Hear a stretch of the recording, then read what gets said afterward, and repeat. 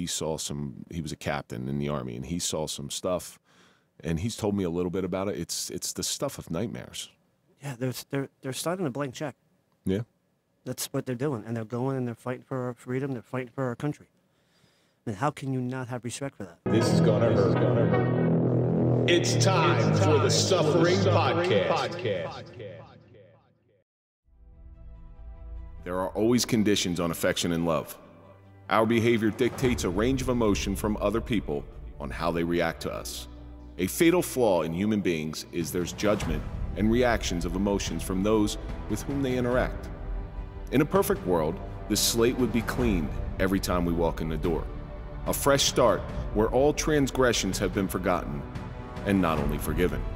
No grudges and only pure love to elevate even the most sullen of spirits. This divine quality in human beings is the true unicorn. The holy grail of the human experience can be found in unconditional love. So far, only our furry four-legged friends have been able to deliver this gift. I'm Kevin Donaldson, always here with Mike Falaise, and welcome to the Suffering Podcast. If you're a fan of overcoming adversity and overcoming suffering, then we're for you, because that's what we do here, and that's the stories that we highlight. So do me a favor, hit that like button, subscribe to the channel, please comment, ring the bell so you can get notified of all of our new comments, and now you can join. And of course, follow us on all social media so you can find out what we're up to. On this episode of the Suffering Podcast, we welcome a very special guest from Operation K9 Beethoven, and that's Brian Reyngoudt. See, I got the name right. Yes, did. I got the name right. And that's a difficult, there's a lot of consonants in there. But we're going to talk about this new form of therapy because it's relatively new. But we all know the power of animals. Power of animals, unconditional love. And we're going to get into such an amazing story. And it comes from a place of true understanding, I would have to say. Before we get into anything, let's throw a big shout out to our marquee sponsor. That's Toyota of Hackensack. We don't trust anybody as police or podcasters, but we do trust Toyota of Hackensack, so go to toyotahackensack.com and let them find you a car. So, Brian, having watched a couple of our episodes, we take a question from our audience every week. This question comes from LED Skin TF. Okay. Okay. It says, what is something you wish you told somebody that you didn't, but by the time you got around to telling them, it was too late? Let's go for another beer, Dad. It's a tough one, you know? Or a hot dog. Yeah. That's a tough one. I think that would, you know, it's those times of regrets because you never know when tomorrow's not going to happen. Absolutely. Your father did he leave suddenly, or was there a... No, he was sick for many, many years. He was sick for many, many years? 22 years he was sick. No, he was a veteran in Vietnam, 68, 69, three-time Purple Heart. MS, diagnosed at 54, 55. Yeah. You know, it was slow progression, and then it obviously progressed as the years and days and weeks and months went by. And, you know, so miss him dearly. Yeah, and it's always that last moment that you never get a chance to have. Even if you had a little bit of warning, such as sounds like what you had with your father, there's always that last moment or that last thing that you want to say. For me, it's you know, obviously recent tragedies with Mike, him and I spent a lot of time together. And I think we've said everything that we wanted to say to each other, not all good, not all bad. Yeah. One of the things that we did do with each other on a regular basis is tell each other that we love them. And especially after his death, I made it a point to tell people who I care about, hey, I love you, brother. Hey, I love you, sister. Hug my kids a little tighter. And always in preparation for that inevitability that someday we are not going to wake up. We're going to wake up dead. Let's put it that way. Yeah. Let's put it that way. Yeah. So don't ever take today for granted because tomorrow's never promised. I agree. So I think that's the crux of that question. And LED Skin TF, thank you for sending that question in. So keep sending in your questions, and we will try to get them on the air. So, Brian, I know a little bit about you. I can't say I know a whole lot. We've been in contact with each other for a long time. A couple months. You reached out to us, and you told me about this organization, and I am a dog person because cats are assholes, and I'm sorry to any cat people out there, but cats are assholes. And the main thing that people love about dogs versus cats, see, a cat will run around the house with impunity and think that they are God, where a dog sees you as God. Yes. And when you look at something with reverence, like a dog looks at you, and anybody who's ever experienced coming home, you could walk out to put the garbage out. Dog will come in and be happy to see you. Yeah. So once I hear dogs, I'm good. Yeah. I'm good. I don't care what comes, because I wish I could get a dog to talk, because I do the suffering of dogs. Some dogs do talk. Yeah, they do. The Huskies do, you know. They say I love you, or, you know, some of them do. My dog will talk when it wants belly rubs. That's pretty much what it is. So why don't you tell our audience a little bit how you grew up and where you grew up? So I grew up in Bergen County, Hasbrouck Heights, New Jersey. Born and raised there. And that's where I grew up. And, you know, we've lived in the same house my whole life. And my father was going into the nursing home at Paramus Veterans Home. And from the very beginning? From the very beginning of your life? No. Many years. Okay. I would say 2019, 2020. Oh, okay. So I grew up in the same house pretty much my whole life. And so, you know, we weren't sure what we were going to do with the house. Or were we going to sell it? Is Mom going to want to sell it? You weren't living there at the time? No, I wasn't living there. I was living in Bayonne, New Jersey. Yeah. And so the decision finally came that Mom decided that, and Dad decided that they would sell the house, and Mom would, you know, go into an apartment complex or something, kind of like downsize. Downside, of course. Too much house for her. You know, my brother and I were out of the house at that point, you know, so what's the point of having that house? You know, your father spent I'm sure he spent his life filling that house up, trying to make it as comfortable as possible, you know, filling it up with this and that, making sure they have this and that, and then the kids leave. How many brothers and sisters? Just one older brother, yeah. You have one older brother. So then the kids go their own way, start their own life, and then you take a look around and you go, I got this, what am I doing now? Like, there's no need to fill it up. A lot of the joy has left, so you got to find something else. Yeah. You got to find something else. So when as you're growing up, you said your father was a Vietnam vet. I know a lot so my generation their fathers were Vietnam era. Yeah.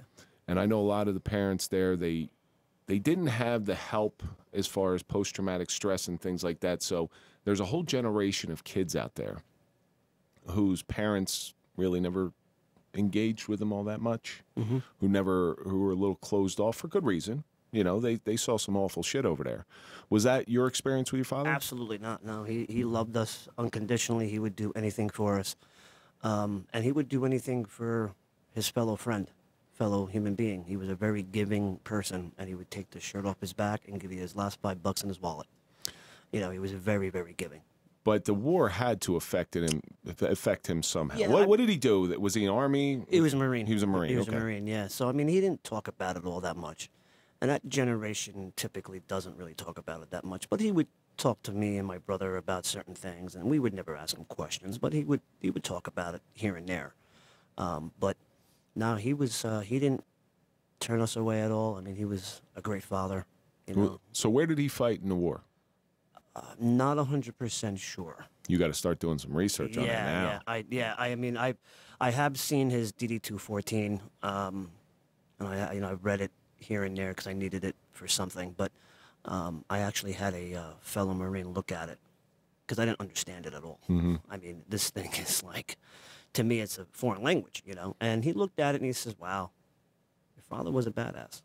Well, so the records for your father in Vietnam, there was and I know this from personal experience, there was a fire in the National Archives in a certain section that most of the D's or the A's through like the J's got destroyed because I would look for my grandfather's records, and so they had to recreate them because of this big fire. Yeah. There's an amazing amount of resources out there if you are willing to go look them up. You can look in the National Archives. You can it's $20 will get you whatever you want, and you'll be able to find out where he was, what medals he got, everything that he did. Do you know where? You don't know where he fought at all? Not 100% sure. Yeah. I like I said, I have his DD-214. I haven't really looked at it in quite some time. I needed it to join the auxiliary for the VFW in Saddlebrook, New Jersey, and I kind of just took it and I showed them proof, you know. Oh, okay. So, yeah, like I said, I had one person look at it, and they said it was he was a badass, you know. Well, what made him such a badass? all the awards that he had. He had a lot of awards, not only the three Purple Hearts, but he had a bunch of other stuff. Like I said, to me, is like a foreign language. And you never saw any of these wounds or anything that he got during the war? You know, he was, you know, shot in the arm, shrapnel in the head, shrapnel all over throughout his body. But he didn't have physical wounds, like where you can see it, you know. But, you know, you could tell if he was watching a certain movie, you know, going down that road, Full Metal Jacket, certain movies you could see. Especially being a Marine. Yeah, oof. You could see certain things that he would, you know, move or, you know, jump or just walk out of the room. Because I've had Marine Vietnam vets in here. Actually, the one brought an inert grenade into the studio, and I remember him putting it on the table and going, "Is that thing live?" That's a Marine. Yeah. And he would tell me Full Metal Jacket is probably the most realistic movie ever made when it comes to the Paris Island portion. That's exactly what my father always said. Yeah. That it was the most real movie that's out there. Well, I think R. Lee Ermey really brought that to life because he had been there and he'd done that. Yeah. And people respect that. Like, you can't fake that. No, absolutely. I don't care how good of an actor you are. You can't fake it. Yeah. You got to be it. You know. So, did you ever think about joining the military? No, my father, you know, he didn't really want that for us. He did it so we wouldn't have to do it. That's exactly what he would say. Join the Coast Guard. Like, yeah. You know. But no, he just did not want for that for me or my brother, and that's fine. You know, he said, I did it so that you guys don't have to do it. I remember I tried to join the Marines in '93, and my grandfather, who was still alive, my grandfather hated officers. He could not stand officers. I remember him getting so mad at me when he found out. He said, "You're supposed to go to college. You're not supposed to go into." I go to the military because I didn't have anywhere else to go. And I don't think the older generation, especially somebody who's been through it, because it's very romanticized. The military. It is very romanticized, but it's trauma. It's trauma after trauma after trauma. Unless you're a desk jockey, and I got to be honest with you, I don't know too many people who join the military to be a desk jockey. It's sort of just where they're put. Yeah, yeah. But Vietnam, it seemed like, and I know the chaotic times. I've talked to enough people. I know the chaotic times of Vietnam. You know, soldiers coming home, not being received very, very warmly. Did he ever have any of those experiences that you know of? Yeah, he had mixed. He had bad experiences, and then he had good experiences. Like, one story is that he went to the DMV to get his license, and he's in his dress blues, and the instructor comes in and says, "You just get home." And my father said, "Well, not too long ago. Recently I did, yes." "Well, were you driving out there?" He goes, "Yeah, trucks, tanks, this, that, the other thing." "Why are you wasting my time? Most importantly, why are you wasting your time? You pass. Go get your license." There are some perks. Yeah, so he experienced both ends of the stick on that, you know, the bad and the good. And I never understood the pacifist portion of it. I understand nobody wants war. I get that. I understand that. But why are you going to be mad at somebody who did go fight? I'll never understand why. It doesn't compute with me. It doesn't. I mean, we live in the greatest country in the whole wide world. You know, you can say to that person, say, "I really don't believe in violence. You know, talk to me." You know, that was a problem. There was no open communication. Not back then. Yeah. You know, they hated that war, you know, and a lot of people did. But I'll never understand it, you know, and it's sickening to me that generation had to go through what they went through. We're starting to see it now because it was said very, very well, and I think it was said by Joe Rogan. He said, hard people create good times. Good times create soft people. Soft people create bad times.